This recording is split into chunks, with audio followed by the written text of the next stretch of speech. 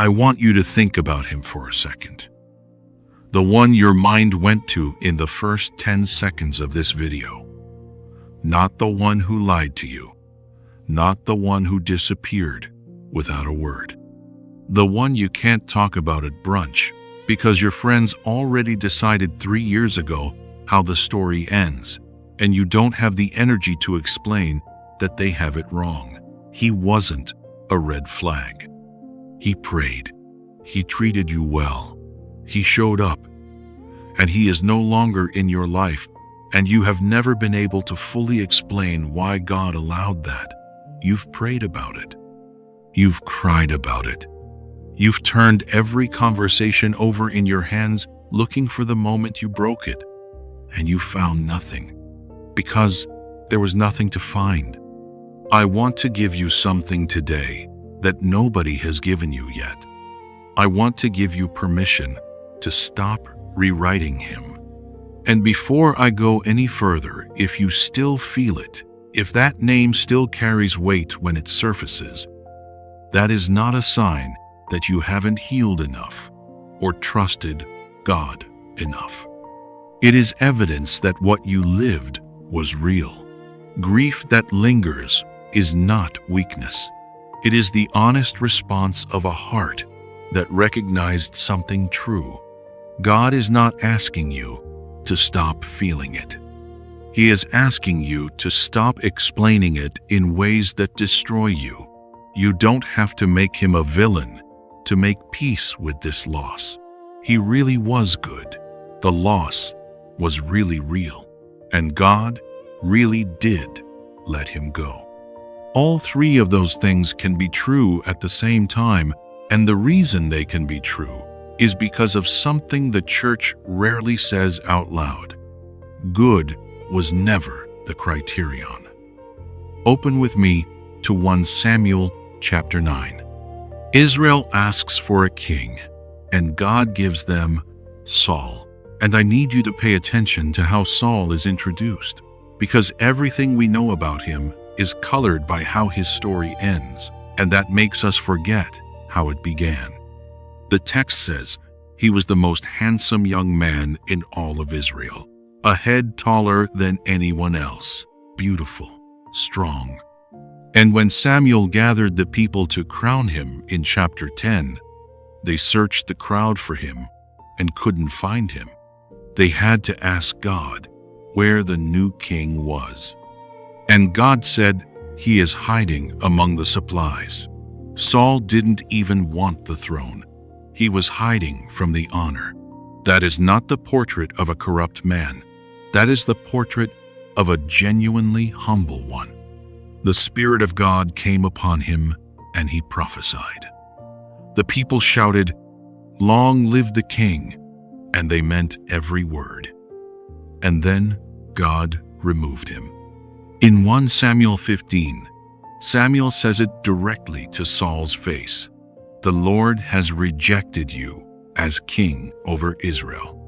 And in chapter 16, God says to Samuel, "How long will you mourn for Saul, since I have rejected him? Fill your horn with oil. I am sending you to Jesse of Bethlehem. I have chosen one of his sons to be king." And then the verse I need you to sit with, verse 7. The Lord does not look at the things people look at. People look at the outward appearance, but the Lord looks at the heart. The people chose Saul because he looked like a king. He had every external mark, the height, the humility, the anointing. He ticked every box on the list, and he was still not the right king for what God was building in Israel. Not because he was secretly evil at the start, but because Israel didn't need a tall king. They needed a king with the right heart for the kingdom that was coming.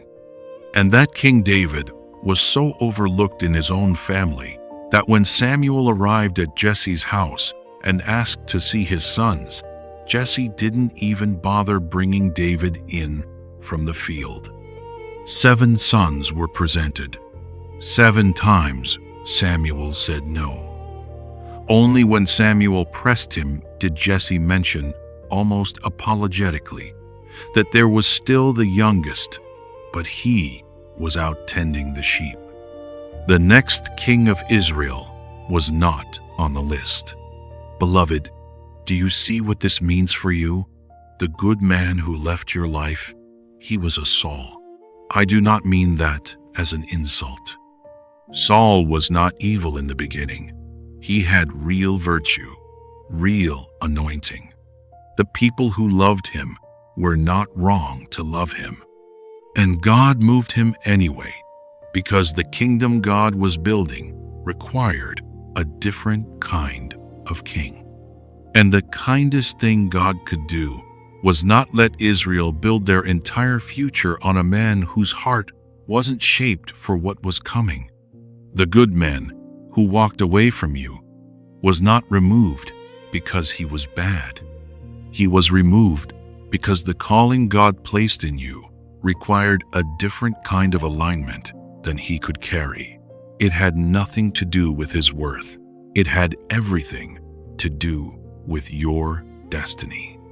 Now, I have to be careful here, because the word better is dangerous if I leave it undefined.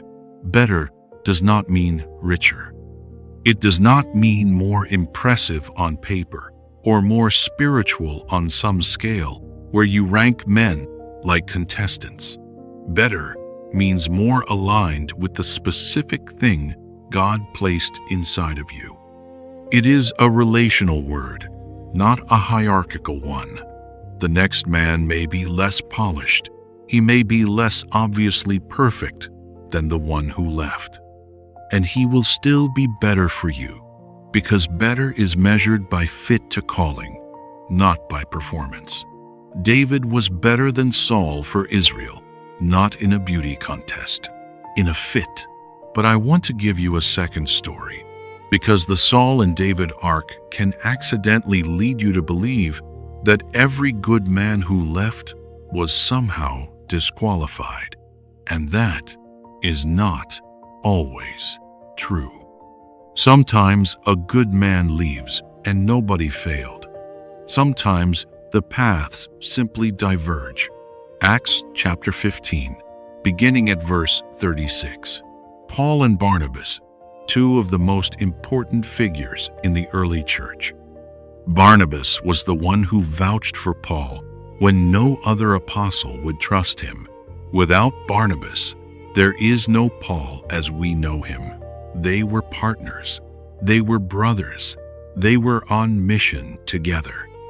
And then the text says they had such a sharp disagreement that they parted company. Paul went one direction with Silas. Barnabas went another with Mark. And the Bible does not pick a side. It does not tell us one of them was wrong. It simply records that the partnership ended and both of them went on to bear extraordinary fruit separately. Paul wrote half the New Testament. Barnabas restored Mark, who later wrote a gospel. Both of their stories were better after the parting than they would have been if they had stayed together and compromised. Sometimes God lets two good people part, not because either one failed, but because their callings stopped overlapping, and forcing two diverging paths together would have diminished both of them. You can still honor what he was without needing him to still be in your story. The honoring and the releasing are not enemies. They can live in the same heart. Now let me give you one more verse, because I want you to feel God's tenderness in this, not just his sovereignty. Exodus chapter 13, verse 17. When Pharaoh finally let the people go, God did not lead them on the shorter road, the road through the land of the Philistines, which was near and obvious and would have gotten them to the destination faster. The text tells us exactly why. God said, lest the people change their minds when they see war and return to Egypt. The shorter road was not a bad road. It was the sensible road. Any map would have pointed to it. And God deliberately did not put his people on it, not because he didn't want to bless them, but because he knew them better than they knew themselves. They were not yet the people who could survive what that road required. The wilderness was not punishment. It was the long way around, chosen by a father who knew what was coming. The good man who left may have been your shorter road. He may have been the one who, on every list, looked like the obvious answer. And God, who knows what your calling is going to require of you? Who knows the kind of woman you have to become to carry what he has placed inside you? God said, not that road, not yet, not him. And the wilderness since then is not God forgetting you. It is God knowing you. You are not behind. You are not broken. You are not the woman who lost a good man because something was wrong with her. You are the woman God is making ready for a man whose heart was shaped in secret, the same way David was shaped in the fields, unimpressive to the people doing the selecting, perfectly formed for the kingdom that is actually coming. He was good. He wasn't yours. And you are allowed to hold both. If that is the sentence you have been waiting for someone to say, drop it in the comments. He was good. He wasn't mine.